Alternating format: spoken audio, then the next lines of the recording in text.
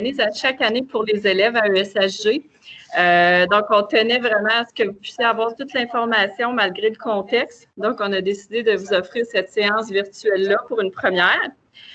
Donc, la rencontre, c'est vraiment pour vous donner les informations sur l'éducation des adultes si jamais vous avez besoin de vous diriger à la fin de votre parcours à ESHG. Quand je dis si vous avez besoin de vous diriger, c'est on sait qu'il y a plusieurs élèves qui sont connectés en ce moment et qui étaient sur la voie d'obtenir un diplôme d'études secondaires. Donc, selon les résultats que vous allez obtenir à la fin de l'année, c'est possible que vous ayez votre diplôme, mais nous, on tenait quand même à ce que vous ayez l'information si jamais à la fin de l'année, vous constatez qu'il manque une matière ou vous souhaitez à l'éducation des adultes pour compléter certaines matières enrichies pour le cégep, par exemple. Donc, ça nous fait plaisir d'être ici avec vous. On va pouvoir répondre à l'ensemble de vos questions. Et puis, je cède la parole à ma collègue qui va vous expliquer un peu comment va se dérouler justement cette période de questions-là. Bonjour tout le monde, Alex, conseillère d'orientation. Je vais aborder différentes consignes pour que la rencontre se déroule bien. Première chose, la rencontre va être enregistrée. Alors, très important à prendre en compte. Si jamais vous voulez poser une question, levez pas la main avec le logiciel Teams, allez dans le clavardage, écrivez votre question et on va répondre au fur et à mesure. Fait que vous écrivez dans le clavardage et on va vous répondre. Par la suite, c'est très important de mettre votre micro sur muet et éteindre votre caméra. On veut que ça se déroule bien, on ne veut pas de pépins au niveau technologique. Est-ce que je suis gelée? Qu'on m'entend? Oui, allô? Bien. On t'entend très bien. OK, parfait. Je ne me voyais plus bouger. Alors, parfait. Fait qu'on éteint nos micros, on éteint notre caméra, puis si vous avez des questions, dans le clavardage. Merci.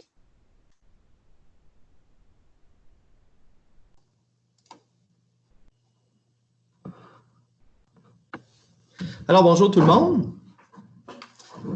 En fait, je suis Jean Beauchamp, je suis le directeur de la formation générale des adultes. C'est moi qui vais faire la majorité de la présentation. Je vais également donner la parole là, à un enseignant au courant de la rencontre, à Julie Biron, la conseillère pédagogique, et également à Élodie Jacquet, conseillère en orientation. La présentation ne devrait pas être trop longue. En fait, on a 8 diapos dans le PowerPoint là, que vous avez à l'écran qui s'intitule « La formation générale des adultes ». Et puis, je vais arrêter après chaque diapo, puis je vais demander à Alex et Jessica si des élèves ont des questions, parce que vous allez peut-être avoir écrit vos questions. Ce qu'on va faire, c'est qu'on va répondre aux questions au fur et à mesure.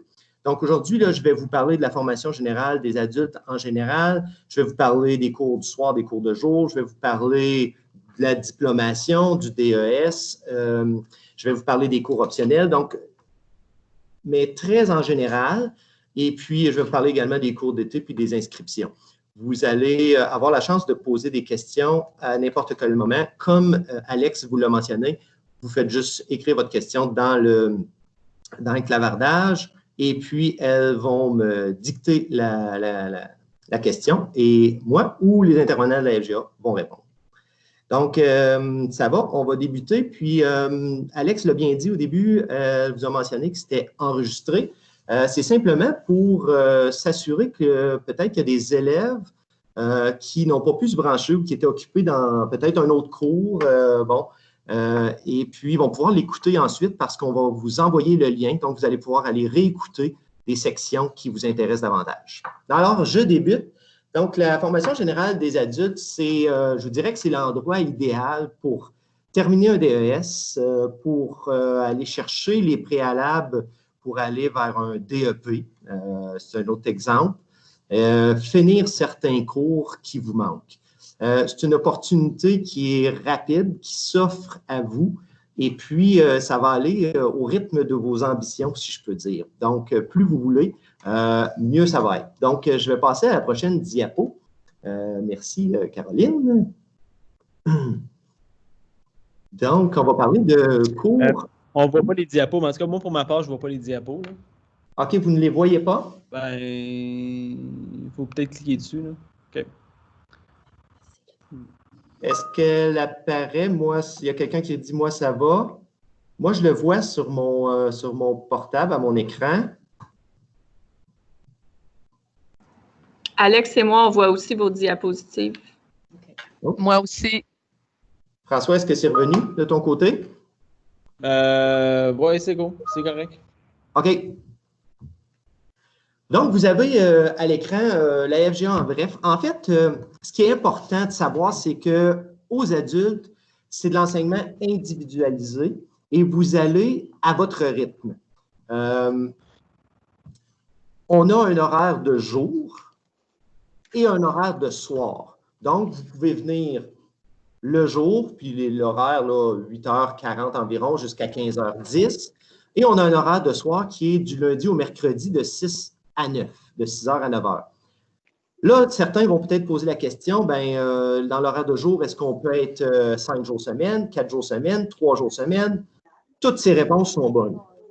C'est ce qui fait la force de la FGA, c'est-à-dire qu'on a des gens qui ont 16 ans, mais on a aussi des personnes qui ont 30, 35, 40 et qui ont besoin d'avoir des revenus en même temps. Donc, il est possible même de fréquenter 4 jours semaine, puis exemple, le lundi ou le vendredi, travailler. C'est une possibilité que vous avez. Vous pouvez même jumeler les deux, c'est-à-dire qu'on a des élèves qui pourraient, par exemple, décider de fréquenter 2 jours semaine, le lundi puis le mardi, et en plus venir le soir, par exemple, le mardi puis le mercredi. Donc, les possibilités sont énormes et c'est la flexibilité qu'on a en FGA et qu'on vous offre. Fait que, à ce sujet-là, je vais arrêter là. Je vais demander à Alex et Jessica s'il y a des questions jusqu'à maintenant dans le clavardage. Jean, il n'y a pas de questions pour le moment. Pas de questions pour le moment. Donc, ils sont gênés un petit peu peut-être. Gênez-vous pas pour poser des questions. Donc, ensuite, je vais laisser la parole immédiatement à François Deslauriers, qui vous avez vu peut-être rapidement à l'écran tantôt. François qui va vous faire une petite parenthèse.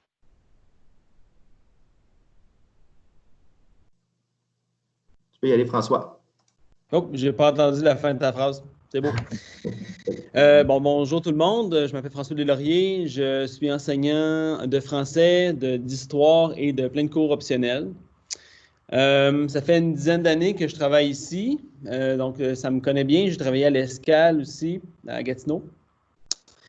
Donc, j'ai vu un paquet de types d'élèves, des élèves qui sont plus vieux, qui viennent à l'école, parce qu'évidemment, quand on est aux adultes, on côtoie toutes sortes d'élèves, des élèves qui sortent du secondaire, qui ont 16 ans, d'autres qui font des grands retours, qui ont 20 ans, d'autres qui ont même 50 ans parce qu'ils ont perdu un travail ou quoi que ce soit. Donc, c'est ce genre de type-là qu'on côtoie ici. Je dirais que un des avantages très intéressants de l'école des adultes, Jean en a parlé, c'est le fait que vous allez à votre rythme. Donc, si par exemple vous avez des difficultés dans une matière, vous pouvez passer plus de temps dans cette matière-là, demander plus d'explications. Et de l'autre manière aussi, si vous avez une facilité, disons, en mathématiques, puis la géométrie, vous aimez ça, vous trouvez ça facile, vous pouvez aussi avancer beaucoup plus rapidement. Donc, le rythme de travail, non seulement il est flexible, mais en plus, il est adapté à votre vitesse. Donc, ça, c'est vraiment quelque chose d'intéressant. La proximité avec les enseignants aussi, c'est le fun parce que en classe, c'est de l'enseignement qui est individualisé. Ça veut dire que quand vous êtes assis en classe, il n'y a pas de cours qui est donné en tant que tel. Jamais ou très rarement, je vais donner un cours ou mes collègues vont donner un cours en avant, à part si vous êtes inscrit dans un cours optionnel ou un atelier quelconque, comme l'atelier grammaire, on va en parler tantôt. Donc, vous êtes là, vous travaillez, et puis tout le monde travaille dans des cahiers. Donc, pour être bien concret, là, je vais vous montrer. Ça pourrait, par exemple, être ce cahier-là. Okay? Donc, dans le cahier, vous avez toute l'information qui est nécessaire pour apprendre la matière, okay? Et le corriger est dedans. Et puis, quand vous avez des questions, vous allez voir le prof. Donc, ça, c'est intéressant parce qu'on va adapter notre enseignement aux difficultés que vous avez ponctuellement au moment même où vous faites vous-même votre travail. Donc, ça, c'est le fun. Et puis, dès que vous êtes prêt à faire un examen, alors, d'un commun accord avec l'enseignant, on vous inscrit à la salle d'examen. Donc, les examens, ce ne sont pas des moments fixes dans l'année, c'est des moments fixes dans la semaine. Donc, par exemple, là, en ce moment, les examens sont le lundi matin et les mercredis matin. Fait que si, maintenant, vous êtes prêts pour l'examen, je signe une feuille d'examen qui ressemble à ça ici. D'accord? Donc, moi, je signe ça. Et puis, vous avez la possibilité d'aller en salle d'examen, faire votre examen. Et puis, donc, par exemple, au mois de janvier, vous pourriez finir vos mathématiques. Okay? Donc, vous n'avez pas besoin d'attendre toute l'année pour ça. Donc, le déroulement et la progression des cours se fait au fur et à mesure que vous allez les réussir. Ça, c'est un gros avantage aussi, parce que chacun des secondaires, par exemple, je vais prendre ma matière, là, mettons le secondaire, le 5e secondaire en français, se divise en 4 cours. Et puis, quand vous avez terminé le premier cours, okay, donc disons la lecture du texte argumentatif, une fois que c'est terminé, vous n'y reviendrez plus jamais. Donc, vous passez seulement au 2e cours, donc vous n'aurez pas besoin de revenir en arrière pour refaire des cours que vous avez déjà faits. Donc, ça, c'est un autre gros avantage. Vous ne faites qu'avancer à l'éducation des adultes. Je vais regarder les questions en même temps, là. Les cours qui nous manquent pendant les cours de soir. Est-ce qu'on peut être dans notre programme d'études en même temps faire le cours qui nous manque pendant le cours de soir? OK, ça, je pense que c'est votre programme d'études, vous voulez dire, mettons, un DEP ou un autre cours comme ça, et puis aller le soir. Ça, je vais laisser les conseillers en orientation vous parler de ça. C'est moins ma spécialité par rapport à ça. Autre chose qui est intéressante aussi à l'école des adultes, c'est que, par exemple, il n'y a pas de cloche. Ça veut dire que moi, vous avez un horaire. Fait que l'horaire commence, disons, à 8h30. Le cours commence à 8h30. Et puis, c'est 8h40. Et puis, à 8h40, là, les élèves entrent en classe. Il n'y a pas de cloche. Vous êtes responsable de venir dans la classe ou pas. Et puis, vous mettez en marche. Il y a des pauses à toutes les heures, il y a une pause de 10 minutes, donc il y a une place à l'intérieur de l'école pour pouvoir aller se reposer, ou il y en a d'autres qui veulent rester en classe pour continuer de travailler. Donc, c'est comme ça que ça fonctionne. Quand il y a des retards, si vous arrivez en retard, il n'y a pas de problème. Les profs on va vous laisser rentrer. Si vous faites juste garder le silence puis aller vous asseour. Donc c'est assez flexible. Donc, si par exemple, vous avez, par exemple, un problème dans votre voiture un matin, on ne vous empêchera pas de rentrer à l'école. Okay? Donc, ça fonctionne comme ça. C'est quand même assez convivial comme ambiance. Mais par contre, ça ne veut pas dire qu'il va y avoir un manque de rigueur. Donc, nous on s'attend à ce qu'il y ait des travaux qui soient faits, etc. Chaque élève est associé à un enseignant de suivi. Par exemple, moi, j'ai une liste d'élèves, par exemple, une trentaine d'élèves avec qui je dois faire le suivi durant l'année. Et puis, ces élèves-là peuvent venir me voir pour n'importe quelle raison. Par exemple, problème de transport, problème d'horaire, ça peut être toutes sortes de choses comme ça. Et puis, on regarde la progression de vos apprentissages. Donc, ça, c'est une autre chose. C'est un suivi qui est personnalisé pour chacun des élèves. Donc, voilà. Je ne sais pas si ça complète. Je ne vois pas d'autres questions. OK, Jessica Lalancette qui veut répondre à la question une fois que j'aurai terminé. Bon, comme je n'ai pas d'autres questions, peut-être que je vais reprendre la parole plus tard quand je vais voir le fil de la discussion. Mais c'est ça, le déroulement dans la classe, c'est comme ça que ça fonctionne. Donc, c'est de l'enseignement individualisé, vous travaillez dans vos cahiers et puis tout ce qui est nécessaire pour apprendre les notions et développer les compétences sont dans le cahier. Et puis, nous, on est là pour vous donner du support. Donc, c'est possible que dans la classe, vous côtoyez des élèves qui ne soient pas dans le même niveau que vous, puis même pas dans la même matière. Par exemple, dans ma classe, c'est pas rare que j'ai des élèves de 3e, 4e, 5e secondaire en français, que j'ai des élèves en histoire, que j'ai des élèves qui font d'autres cours, là, comme éducation de la sexualité. Et puis, on va voir, là, il y a d'autres cours après qui sont des cours optionnels. Donc, c'est pas rare qu'on voit ça. Donc, c'est un mélange, mais comme il n'y a pas de cours qui sont donnés par le prof en avant, tout le monde travaille dans ces choses, puis ça fonctionne très bien. Donc, je vais redonner la parole à Jean. Merci, François. Alors, je pense qu'il y avait des questions. Donc, puis je pense, Élodie et Jessica qui peuvent répondre aux questions. Donc, je vous laisse la parole, puis je reviens avec la prochaine diapo. OK. Donc, la question est, pouvons-nous être dans notre programme d'études et en même temps faire le cours qui nous manque pendant les cours de soir? Bien, la réponse, c'est ça dépend. Ça dépend dans quel établissement on est admis. Par exemple, si on est admis à la cité collégiale, généralement, il faut avoir obtenu notre diplôme d'études secondaires. Donc, il n'y a pas nécessairement d'exception qui est fait. Ils n'admettront pas les élèves dans le programme tout en étant en cours du soir pour compléter une matière pour obtenir notre diplôme. Par contre, si on va au cégep, par exemple, il y a certains programmes pour lesquels ils vont faire ce genre d'exception s'il nous manque une matière. Donc, il faut vérifier avec l'établissement d'enseignement. Si on va, par exemple, en formation professionnelle, bien, à ce moment-là, je vous donne un exemple, je suis admis en charpenterie-menuiserie, ça me demande d'avoir réussi mon français, anglais et mathématiques de secondaire 4, mais je veux, moi, quand même obtenir mon diplôme d'études secondaires. Il me manque, par exemple, mon français de secondaire 5. Bien, à ce moment-là, ça pourrait être une option. Je pourrais cheminer dans mon programme de charpenterie tout en étant à l'éducation des adultes en soirée, par exemple. Donc, je ne sais pas si ça répond à la question. Donc, j'invite la personne dans le clavardage à confirmer si ça répond ou s'il y a une autre question. Puis, je sais qu'Élodie voulait intervenir, donc je cède la parole à Élodie. Oui, donc merci Jessica. Je trouve que tu as très bien répondu à la question. Donc voilà, ça dépend. Je ne vais pas tout répéter, mais en même temps, ben, c'est sûr que c'est de l'investissement. La formation, que ce soit en formation professionnelle ou au cégep, c'est de l'investissement en temps. Parfois, au cégep, il y a des cours de soir. Donc, il faut penser à l'horaire en premier et autant il y a l'énergie aussi que ça va nous prendre. Il ne faudrait pas, par exemple, faire un cours de soir aux adultes ici et, vu que ça nous prend du temps et de l'investissement, mettre en échec des cours au cégep. Donc, c'est un peu, ça, c'est de l'organisation. Que vous allez devoir faire, mais justement, ben, je suis là pour vous accompagner à faire des bons choix face à votre cheminement scolaire. Merci, Jessica.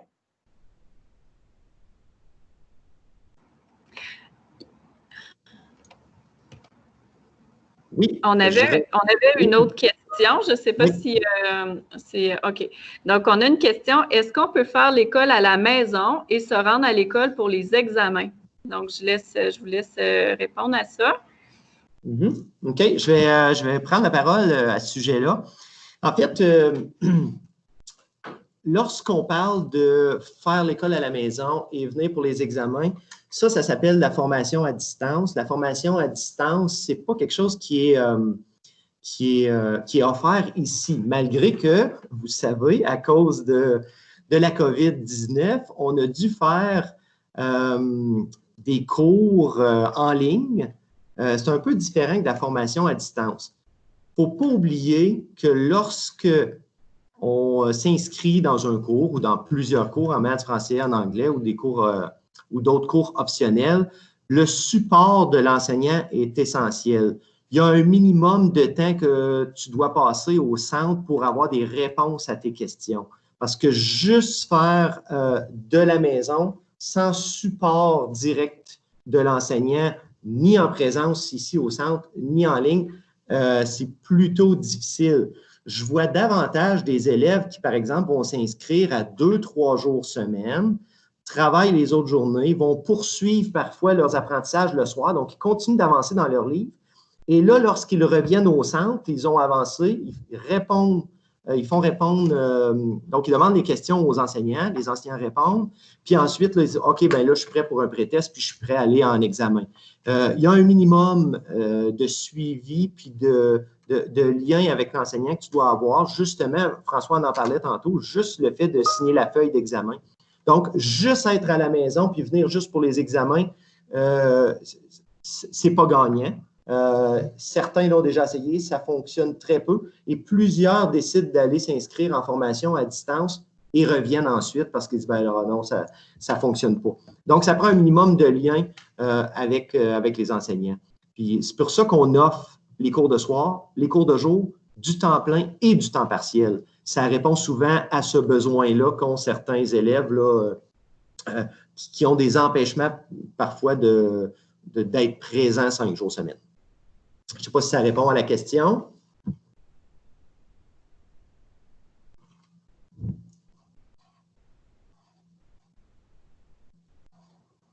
La personne va sûrement en fait, le marquer dans le clavardage. Je vais passer à la prochaine diapo qui est déjà à votre écran. Là. On voulait vous parler de la variété des cours optionnels. Lorsqu'on parle de cours optionnels, ici dans la liste qu'on vous a placée, on parle de Photoshop, qui est en fait un logiciel, en fait un cours d'informatique, c'est l'informatique graphique, de l'atelier de grammaire, jeux de société, l'entraînement, en fait, c'est comme l'équivalent de votre éducation physique qui se passe au Gym Max, une fois par semaine. On a des cours d'informatique, on a des cours d'art, art plastique particulièrement. Dans cette liste-là, en fait, il y a des élèves qui n'en feront probablement pas parce qu'il y en a qui arrivent et disent, ben moi, je veux juste finir mes maths de 4 ou je veux juste finir mon français de 5, c'est tout ce qui me manque. Sauf que ceux qui viennent pour, par exemple, avoir leur DES, puis il leur manque beaucoup de cours, bien, souvent, ça va changer la routine de maths, français, anglais que de suivre, par exemple, un cours de Photoshop ou un cours de jeu de société. Ce sont des cours qui donnent des unités de secondaire 4 et 5, puis ça change un petit peu la routine du cours de français, puis du cours de maths, puis de votre livre en classe avec l'enseignant. Fait que ces cours-là deviennent un petit peu comme certains là, avaient probablement des cours optionnels qu'ils adoraient à l'école secondaire. Là. Certains, c'est dans le domaine des arts parfois. D'autres, c'est plus, exemple, une option éducation physique ou des options sport, etc. Ça va répondre à vos besoins.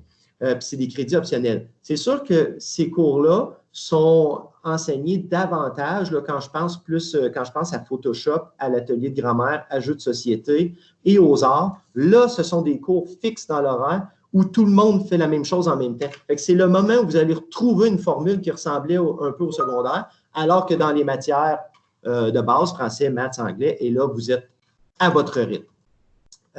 François, est-ce que tu voulais prendre la parole pour juste faire une petite parenthèse rapide sur certains cours optionnels, parce que François en enseigne 2 parmi la liste qui sont sur votre liste, puis participe même parfois à l'atelier de grammaire avec son collègue. Fait que je lui laisse la parole.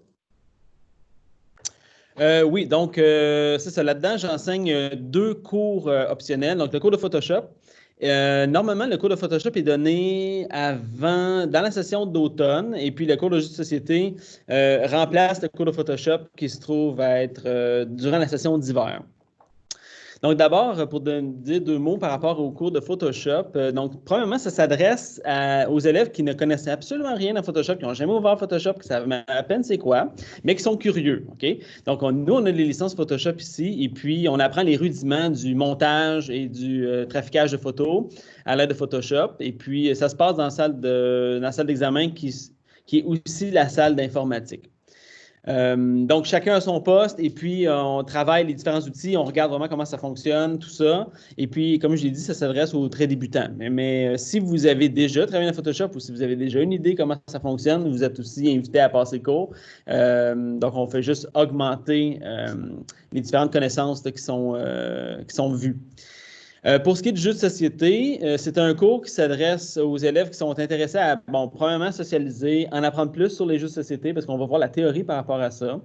Il y a vraiment plein de choses par rapport à l'histoire des jeux de société. On va en jouer beaucoup. Donc, le cours tourne autour de la pratique. Donc, on va principalement jouer à des jeux, et puis on va discuter de notre expérience.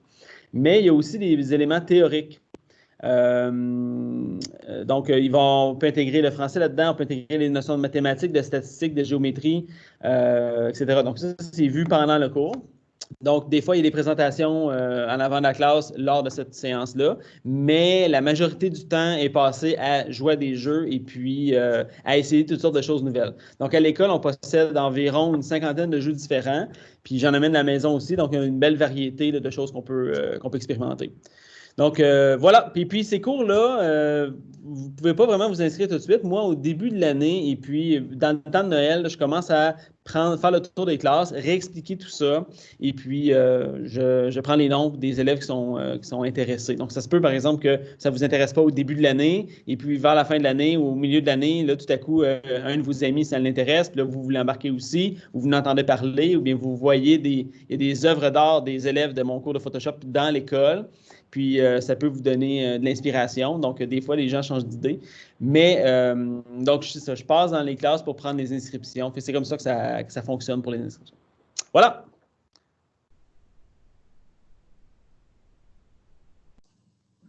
Merci, François. Je vais passer à la prochaine diapo, mais avant, je vais demander à Jessica et Alex s'il y a des questions. Non, il n'y a pas de questions pour l'instant. Parfait. Vous avez vu la réponse là, pour les inscriptions, on va en parler tantôt, mais François, tantôt dans le clavardage, a donné la réponse avec le numéro du centre pour votre inscription, 819-281-2054, et c'est le poste 6104. Et puis, vous allez voir là, les dates limites d'inscription pour être présent lors de la première journée. On en parle dans une prochaine diapo. Les services offerts, vous posez peut-être la question, il y en a peut-être qu'à l'école secondaire avait un service avec l'orthopédagogue. Bien, on a aussi ici une orthopédagogue qui est là pour offrir des services individualisés. Donc, elle a son bureau, elle fait principalement ses interventions avec les élèves en individuel. Et puis, donc, si vous posez la question, là, ouais, bien, moi, j'ai les outils d'aide, j'utilise un portable, j'utilise WorkCube. Vous pouvez tout avoir ça ici. Ça se poursuit. On reçoit d'ailleurs, dès que vous allez vous inscrire, on fait venir votre dossier, on va voir votre plan d'intervention, puis on va poursuivre ce qui a été fait à l'école secondaire. Puis, c'est la même chose pour les examens. Par exemple, si vous avez le droit au tiers du temps supplémentaire, vous aurez le droit au tiers du temps supplémentaire. Ici, en FGA aussi, tout ça s'applique. On a également un animateur à la vie étudiante qui anime sur l'heure du dîner, qui fait des sorties, qui fait des journées thématiques. On souligne là, les différentes fêtes dans l'année. Et puis, là, sans aller dans les détails, là, bon, tu sais, fête de Noël, d'Halloween, on va habituellement à la cabane à sucre, il y a souvent une sortie au musée, patinage chez Canal Rideau. Donc, nommer là, les activités qui souvent reviennent dans les écoles secondaires. Ben, notre animateur est toujours prêt pour vous organiser ça. Également, on a une conseillère en orientation, Élodie, vous l'avez entrevue tantôt, puis probablement qu'il y a peut-être des élèves qui la connaissaient parce qu'Élodie a déjà travaillé à ESHG. Donc, Élodie, si tu veux prendre le micro et te présenter, puis un petit peu là, présenter rapidement tes services, ça pourrait répondre à certaines questions des élèves. Oui, donc simplement, excusez, j'ai eu un problème technique avec mon ordinateur, j'ai dû changer de local. Donc, simplement pour dire que moi, je suis là pour vous accompagner dans votre cheminement scolaire, mais aussi vous aider à établir votre projet de formation ou votre projet de carrière, projet de vie aussi, pour vous aider à donner un sens ou une direction à votre vie. Donc, ça se peut que vous ayez une idée très claire de votre projet en arrivant ici, mais ça se peut que vous soyez aussi perdu et que vous n'ayez pas d'idée à quoi faire après. Donc, je suis là pour vous accompagner au travers de cette prise de décision qui est très importante. Donc, voilà, je suis là pour ça. Merci, Jean. Merci, Élodie. Alors, je suis rendu. Est-ce qu'il y a des questions, Alex et Jessica? Pas de questions. C'est bon. Donc, exclusivité en FGA. En fait, je vous ai parlé au début, je vous ai dit c'est l'endroit idéal pour venir compléter vos préalables pour aller dans un DEP, par exemple, qui demande du 4e secondaire dans l'ensemble des matières, ou pour venir finir le DES. Il y a des particularités avec le DES en FGA, c'est-à-dire que pour obtenir le DES, il y a quelques différences avec le DES du secteur jeune, c'est-à-dire c'est dans les exigences. Vous vous rappelez probablement, au secteur jeune, il faut que tu aies réussi ton art obligatoire de 4 ou de 5, il faut que tu aies réussi éthique et culture ou éducation physique de 5.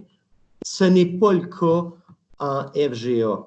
Vous devez avoir réussi histoire, par exemple. C'est le cas en FGA, mais il y a d'autres cours possibles qui peuvent remplacer l'histoire. Et là, je suis convaincu qu'il y a des gens peut-être qui sont en ligne, qui ont échoué histoire, vont dire « Ah oui! » Donc, oui, effectivement, on a des possibilités comme ça. Donc, les 20 unités de secondaire 5 sont obligatoires. Les 54 unités au total pour le 4 et le 5 sont encore obligatoires. Le français 5, l'anglais 5, la maths de 4. Sauf qu'après ça, il y a des petites différences. Par exemple, un élève qui voudrait juste avoir son DES, qu'on peut aller au cégep ensuite.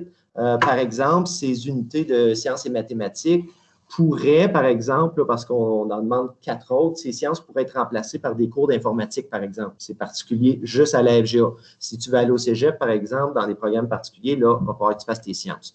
Et il y a aussi la possibilité d'avoir ton DES par DEP. Fait que je vais laisser la parole à Julie Biron, qui est conseillère pédagogique, qui est aussi notre responsable de la sanction. C'est elle qui est l'experte avec Élodie au sujet de l'obtention du DES puis de tous les préalables. Fait que Julie, si tu veux prendre la parole.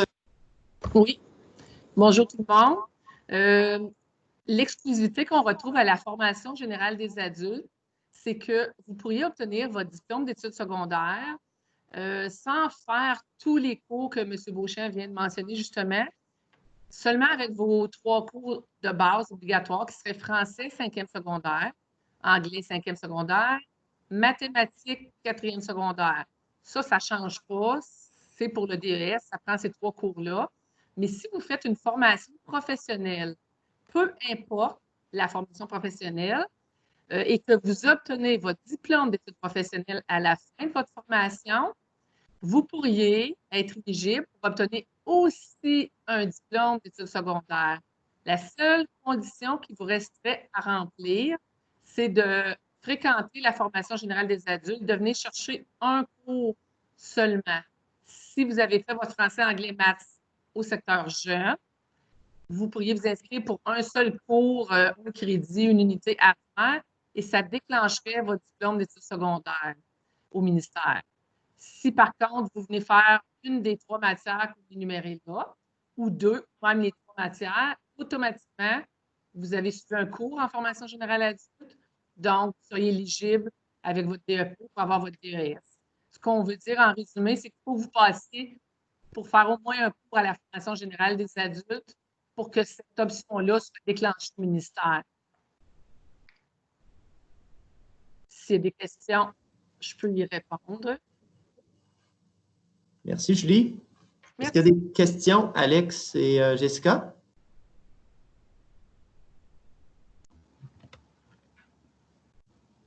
Non, ça va, Jean, il n'y a pas de questions. Par contre, je ne sais pas si ça a été abordé. Supposons qu'un élève a plusieurs matières à faire. Comment va fonctionner son horaire? Je sais que c'est une question que certains se posaient. S'il lui reste plusieurs matières à faire?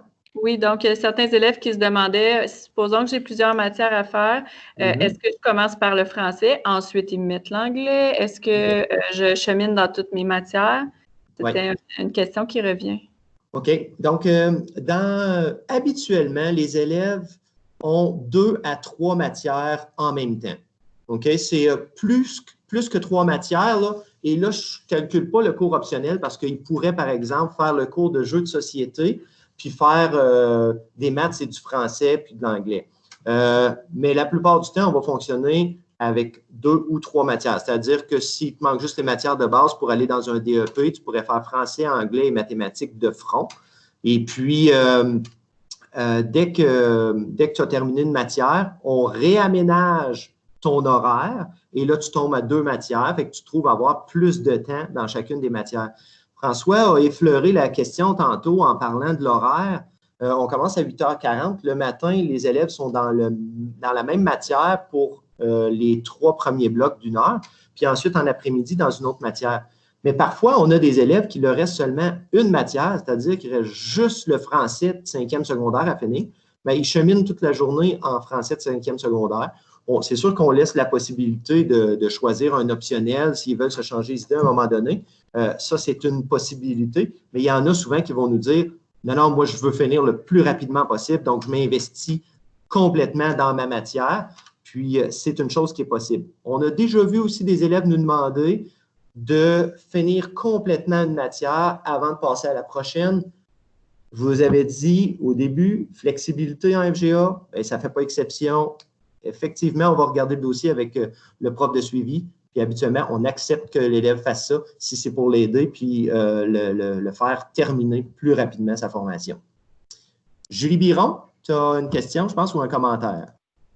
Je voulais juste peut-être ajouter que s'il y a des grandes différences entre les niveaux de deux matières, par exemple, français, vous êtes en secondaire 4 et maths, vous seriez en secondaire 2, c'est rare, mais ça pourrait arriver. À ce moment-là, on ne conseille peut-être pas de finir français jusqu'à 5e secondaire parce que vous êtes dans le premier cycle en mathématiques et donc on essaie qu'il n'y ait pas trop d'écart non plus entre les matières avant de terminer une seule matière. C'était juste un petit commentaire, mais on est ouvert effectivement à certaines adaptations. Parfait, merci Julie. Est-ce qu'il y a de nouvelles questions? Non, ça va, Jean. Ça va? OK, donc vous avez à l'écran les cours d'été 2020. Parce qu'on offre des cours d'été, ça pourrait intéresser certains élèves, par exemple, là, qui sont en 5e secondaire, puis finalement, ils reçoivent leur bulletin, puis ils réalisent que, oups, j'ai échoué une matière, il me manque une seule matière ou 2 matières pour compléter mon DES. Donc, on offre des cours d'été, c'est sur 5 semaines. Donc, vous voyez, la date de début des cours, c'est le 2 juillet, donc qui est un jeudi. Puis, les cours se terminent le mardi 18 août. Il y a 2 semaines de vacances, c'est-à-dire qu'il y a 2 semaines d'arrêt pendant les semaines de la construction, qu'on appelle les semaines de vacances de la construction, qui sont à la fin juillet. Fait que c'est à peu près l'équivalent de 3 semaines de cours en juillet, 2 semaines en août. Et puis, dès que vous avez terminé votre cours, bien, effectivement, vous quittez. Ça ne veut pas dire que vous restez jusqu'au 18 août. Fait que ça, c'est une première possibilité des cours d'été maintenant, donc dès le 2 juillet. Et puis, vous pouvez déjà vous inscrire. Si on passe à la prochaine diapo, justement, pour l'inscription pour cet été, si vous voulez débuter le 2 juillet, je pense que là, ça vient d'apparaître à votre écran, 23 juin serait la date limite pour s'inscrire. Exemple, si vous prenez un rendez-vous puis vous venez vous inscrire juste le 29, ce que ça veut dire, c'est que probablement on ne pourra pas vous recevoir le 2 juillet, mais peut-être le lundi suivant. Ça ferait juste retarder votre inscription, en fait, votre première journée. Tandis que pour les cours en septembre, parce qu'il y en a peut-être qui disent, bien là, moi, il me manque 3 matières, fait que je vais commencer juste en septembre, puis je travaille tout l'été. Donc, les inscriptions sont déjà ouvertes. Vous pouvez déjà venir vous inscrire pour les cours de septembre.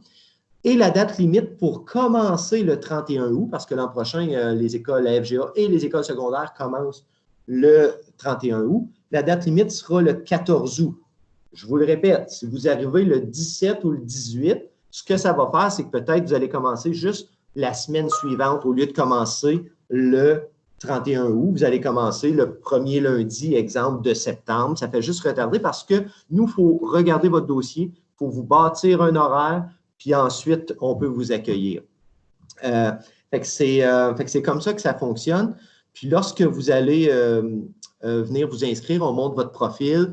Puis lorsqu'on vous donne votre horaire, là, il y a possibilité de la modifier. Et puis vous allez, on s'adapte un petit peu à ce que vous voulez faire comme cours pour terminer vos préalables pour votre DES ou pour votre formation professionnelle. Donc là, je pense qu'il y a des questions. Jessica? Oui, en fait, j'avais une question. Jean, vous parliez de la date limite des inscriptions pour la période estivale qui était le 23 juin. Je sais que nos élèves à Hormidas-Gamelin terminent en principe cette journée-là. Donc, il est fort possible qu'ils n'aient pas leur résultat final dans la matière pour laquelle ils s'inquiétaient peut-être. À ce moment-là, qu'est-ce qui est la meilleure façon de procéder? Est-ce que l'élève s'inscrit au cas où il y aurait un échec et puis, bon, finalement, s'il est en réussite, annule cette inscription-là ou comment on pourrait fonctionner? Je vais vous relancer la question, Sage. En fait, est-ce qu'on sait à quel moment ils vont recevoir leurs résultats, donc ils vont savoir qu'ils sont en échec dans une matière? Les enseignants ont jusqu'au 25 juin pour entrer les résultats. Il se peut qu'il y ait des élèves qui sachent déjà, parce qu'ils ont demandé à leur prof à combien ils se situent, mais les profs ont jusqu'au 25 à midi pour entrer les résultats. OK. Bon. Fait que s'ils ont jusqu'au 25, l'idéal, là, ce serait que dès qu'ils ont la réponse qu'ils ont de matière en échec, là, ils procèdent à leur inscription. Ce qui risque d'arriver, là, c'est qu'ils ne débuteront pas le 2 et le 3 juillet, mais le lundi suivant, ils vont peut-être manquer 2 jours de formation, ce qui n'est pas sur 5 semaines, là, ce qui n'est pas dramatique. Puis ça va nous permettre, nous, de faire entrer l'ensemble, en fait, de débuter la formation pour l'ensemble des autres élèves qui se sont déjà inscrits. Puis ensuite, on s'occupera de l'horaire et des profils des élèves de SAG qui viennent d'avoir leurs résultats là, autour du 25-26 juin. Là.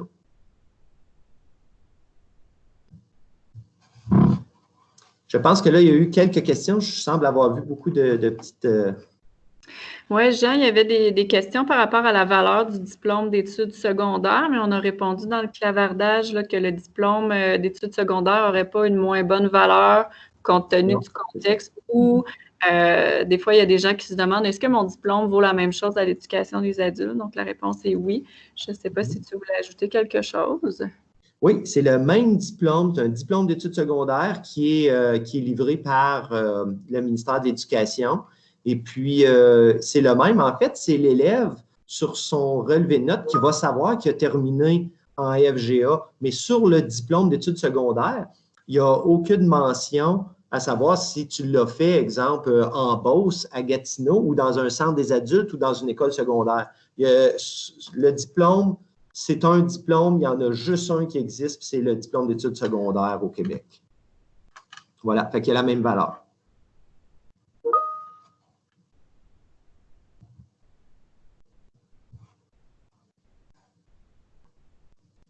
Est-ce qu'il y a d'autres questions?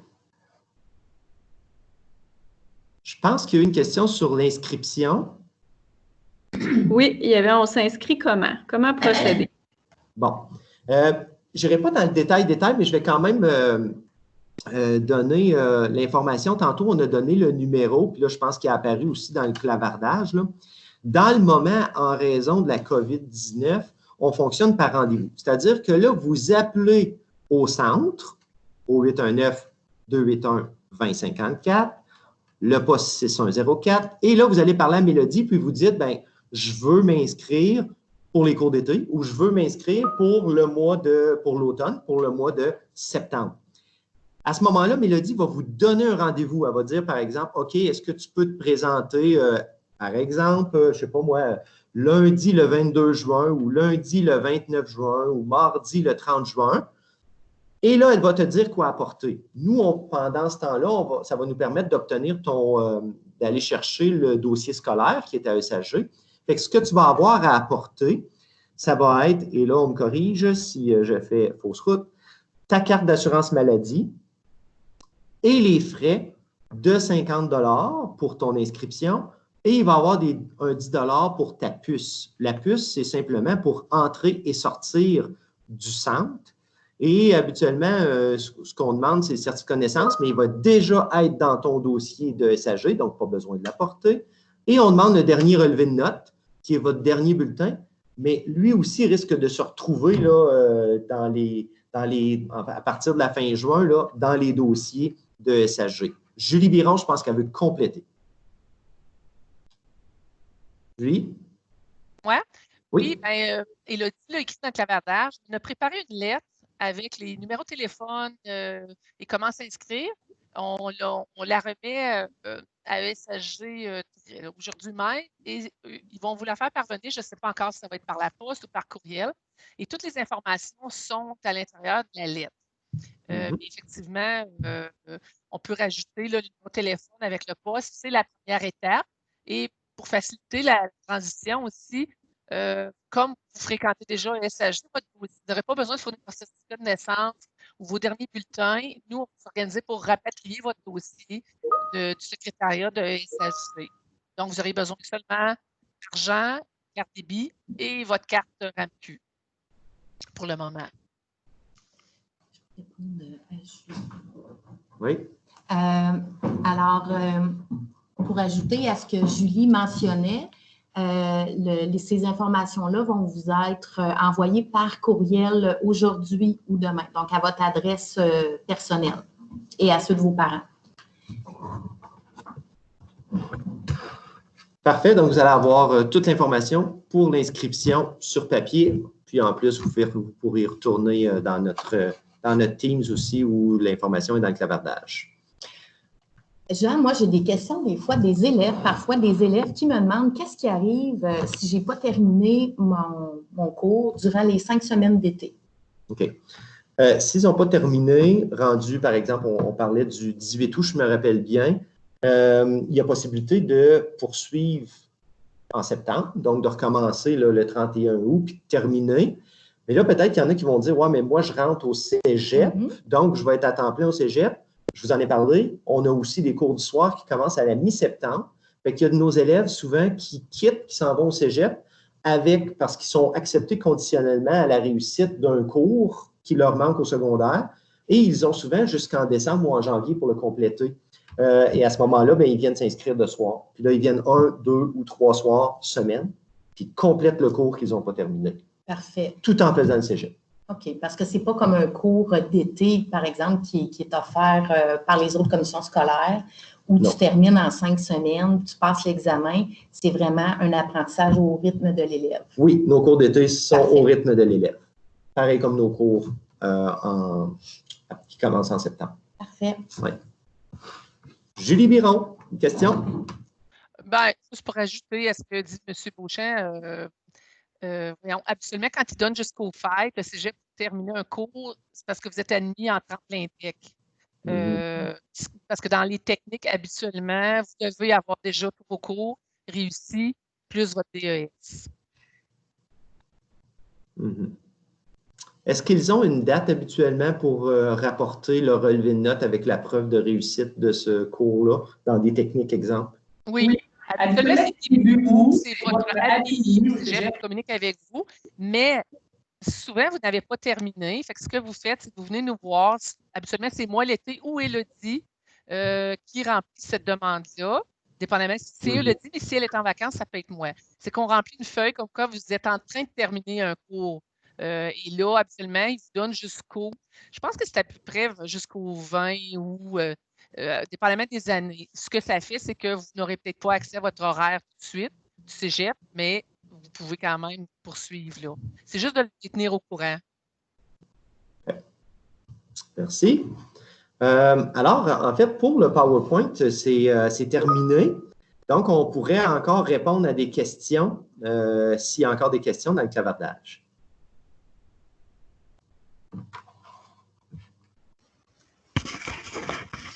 Intervenir. Jean, j'ai une question en clavardage. Je pense que c'est important de la poser. Il y a quelqu'un qui dit il n'y a rien d'officiel ici. C'est juste pour nous aviser de s'inscrire ou c'est sûr qu'on ne passe pas. Donc, comme je l'ai mentionné en début de présentation, il y a certains élèves qui sont sur la voie d'obtenir un diplôme ou qui peuvent réussir certaines matières à la fin de l'année selon les résultats finaux. Donc, il n'y a rien qui est nécessairement déjà déterminé. C'est une séance d'information pour vous donner les informations. Si jamais vous avez besoin de vous diriger à l'éducation des adultes, quand vous allez voir votre relevé final, votre bulletin, votre dernier bulletin final. Donc, ce n'est pas une rencontre de classement. Les gens qui ont été invités, c'est parce que vous avez peut-être certaines matières qui étaient en difficulté. Donc, nous, on souhaitait que vous ayez toute l'information si jamais à la fin, vous avez vraiment besoin de venir à l'éducation des adultes. Je ne sais pas si ça répond à la question dans le clavardage. J'aurais quelque chose à rajouter, Jessica et tout le monde. En fait, nous, les élèves, une fois qu'on va avoir les résultats, on va faire des appels de toute façon aux parents pour les aviser de ce qui se passe et des possibilités là, pour vous. Si vous devez aller compléter des cours en FGA, vous allez le savoir aussi. Donc, comme disait Jessica, là, il n'y a absolument rien d'officiel en ce moment. C'est qu'à chaque année, on fait une rencontre comme celle-là pour vous aviser, pour vous prévenir, pour que vous ayez l'information, mais il n'y a rien d'officiel avant que les bulletins soient sortis, là, donc après le 25 juin.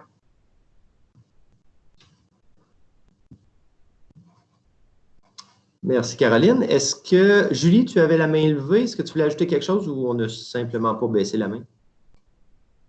Ah, baissé la main. Donc, sur ce, je pense qu'on aurait terminé. Moi, j'aurais le goût de remercier les intervenants de SAG qui se sont déplacés ici à l'ST, qui ont organisé cette rencontre-là. Je vois qu'il y a une question, je vais y répondre à la fin. Remercier également les élèves qui ont participé. Ça s'est très bien passé. On apprécie beaucoup quand il y a des questions. Souvent, les gens qui posent des questions, vous n'êtes pas les seuls à vous la poser. Fait que ça a été bien agréable. Et là, je pense qu'on avait une question sur le transport.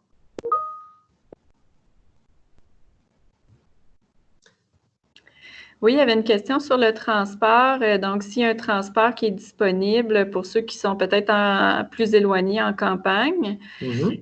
Et deux autres questions. Donc, est-ce qu'on peut choisir quel soir on peut venir dans l'horaire? Et puis, bon, la dernière question, quand allons-nous savoir si on est en voie de réussite? Donc, le 25, les enseignants jusqu'au 25 juin en principe. Donc, pour cette question-là, mais il y avait, est-ce qu'on peut choisir le soir qu'on vient et le transport? OK, je vais répondre. Au niveau des soirs où vous pouvez venir, effectivement, vous pouvez choisir, dire, bon, ben, moi, je préférais venir le lundi et le mercredi. Lorsqu'on vous met à l'horaire, le lundi et le mercredi, ça veut dire que vous apparaissez sur la liste d'élèves de l'enseignant. Mais ça ne vous permet pas de venir aussi le mardi. Donc, souvent, on va dire à l'élève, ben, inscris-toi lundi, mardi, mercredi et tu as une flexibilité. Puis là, souvent, l'élève va dire, ben, moi, je viens toujours lundi, mercredi, mais de temps en temps, le mardi, je vais venir pour remplacer un lundi. Fait que souvent, on va les inscrire quand même les 3 jours. Puis, l'élève peut ensuite bouger son horaire. Mais si c'est fixe parce que, exemple, je peux juste venir lundi, mardi parce que le mercredi, je travaille, ben, on va le mettre à l'horaire juste le lundi, mardi. Comme il le désire.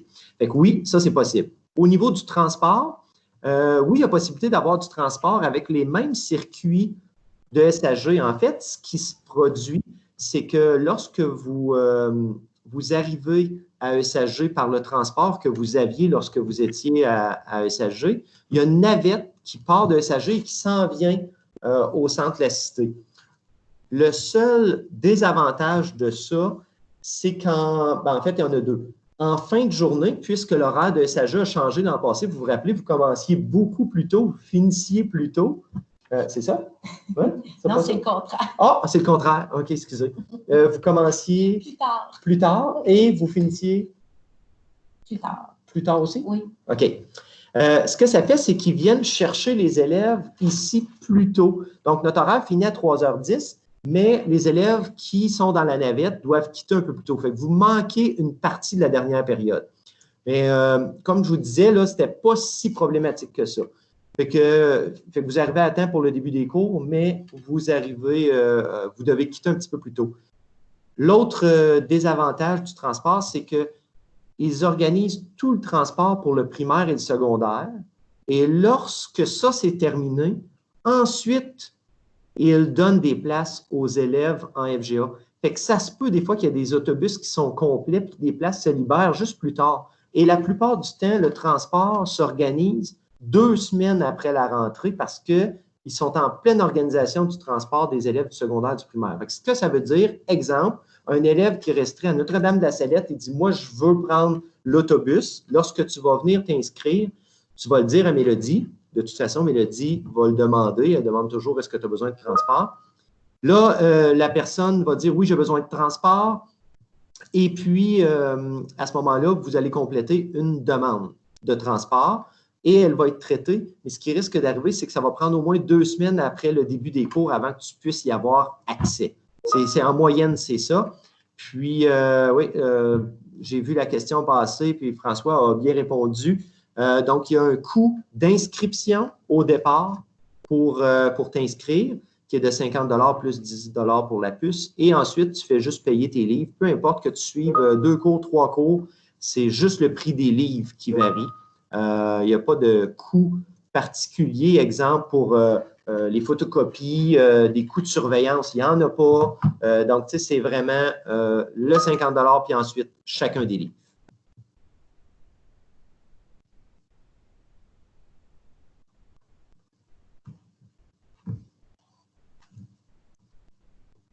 Est-ce qu'il y aurait d'autres questions?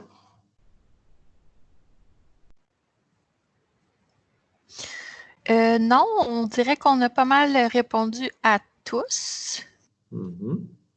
Puis, n'oubliez pas, gardez le numéro en tête.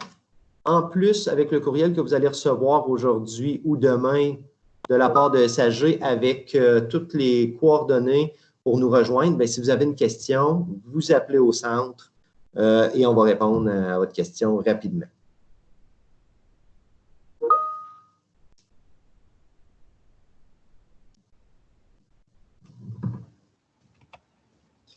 Donc, ça terminerait la rencontre.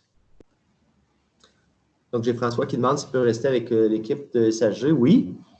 Donc, je remercie beaucoup les élèves de SAG. Merci à tous, parents et élèves, de vous être connectés. N'hésitez pas si vous avez des questions, justement, à entrer en contact avec nous.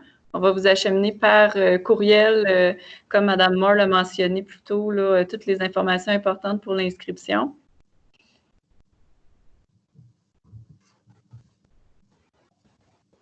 Merci beaucoup à nos futurs élèves et à bientôt.